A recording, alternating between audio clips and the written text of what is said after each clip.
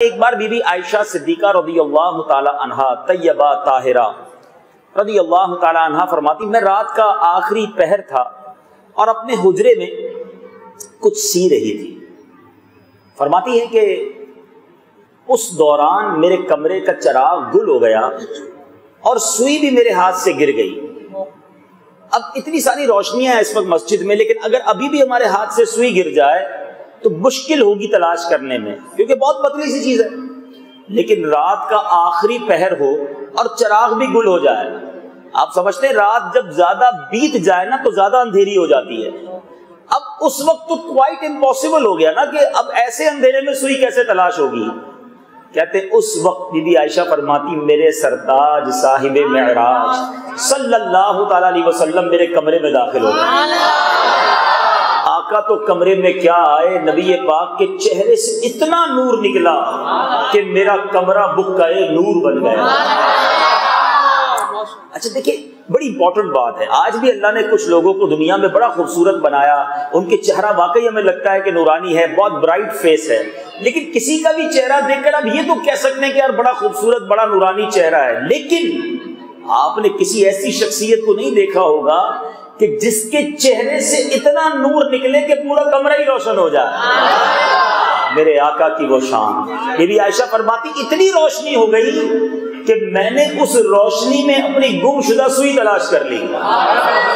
اگر سرکار کے غلام میلاد کے مہینے میں جھوم جھوم کر پڑھتے ہیں کہ نور والا آیا ہے، نور لے کر آیا ہے، سارے عالم میں یہ دیکھو کیسا نور چھایا ہے، تو بالکل صحیح بات ہے۔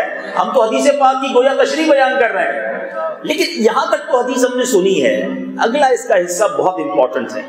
سرور کائنات علیہ الصلوۃ والسلام کی بارگاہ میں ہماری امی حضور حضرت عائشہ صدیقہ رضی اللہ تعالی عنہا عرض کرتی حضور آپ کتنے خوبصورت ہیں، آپ کا چہرہ کتنا پیارا ہے۔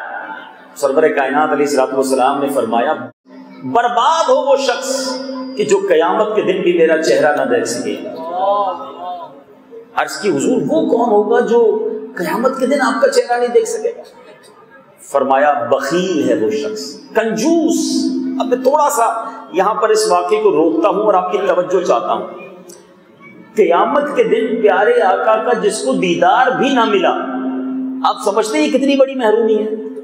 وہ کون سی ہستی ہے جس نے محشر میں شفاعت کرنی ہے؟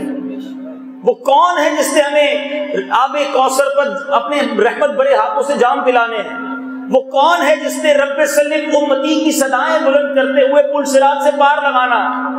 ساری کائنات، سارے لوگ مل کر محشر کے جائیں گے حضرت آدم کے پاس، حضرت عیسیٰ کے پاس، حضرت موسیٰ کے پاس، حضرت عیسیٰ حضرت نوح علیہ السلام کے پاس۔ سب کا ایک ہی جواب ہوگا اذهبوا الی غیری، کسی اور کے پاس جاؤ، میں آج تمہاری کوئی مدد نہیں کر سکتا۔ کون ہے؟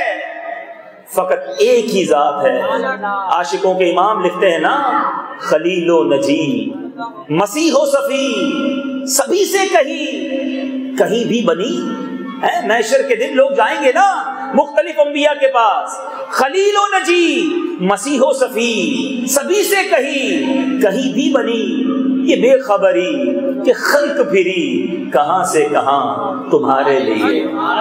نبی پاک کے سوا کوئی اور نہیں ہوگا جو اس دن مدد فرمائے، اور آقا دو جہاں صلی اللہ تعالی علیہ وسلم کا دیدار ہی نہ ہوا، آقا کے قریب ہی کوئی نہ جا سکا، تو اس سے بڑا محروم کون ہوگا؟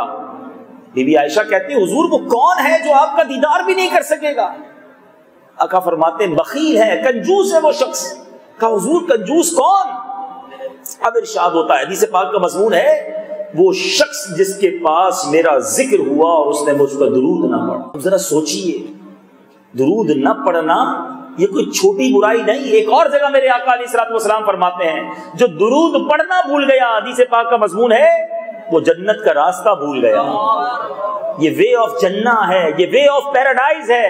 درود پڑھنا گویا جنت کا راستہ ہے، مگر آج فضول باتوں کے لیے گھنٹوں ہیں ہمارے پاس، سوشل میڈیا پر، ٹیلی فون پر، دوستوں میں بیٹھ کر گپ شپ لگانے کے لیے ہم سے جتنی باتیں کروانی کروا لو۔ پاکستان کی سیاست کے سارے معاملات ہمیں پتہ ہیں، کون سی ٹیم کا کب میچ ہے، اس کا کیا اسکور ہے، سارے ریکارڈ یاد ہیں۔ ٹائم نہیں ہے تو درود پڑھنے کا ٹائم نہیں ہے، ٹائم نہیں تو تلاوت قرآن کا ٹائم نہیں ہے۔ پوچھیں اپنے آپ سے ہم کیسی زندگی گزار رہے ہیں۔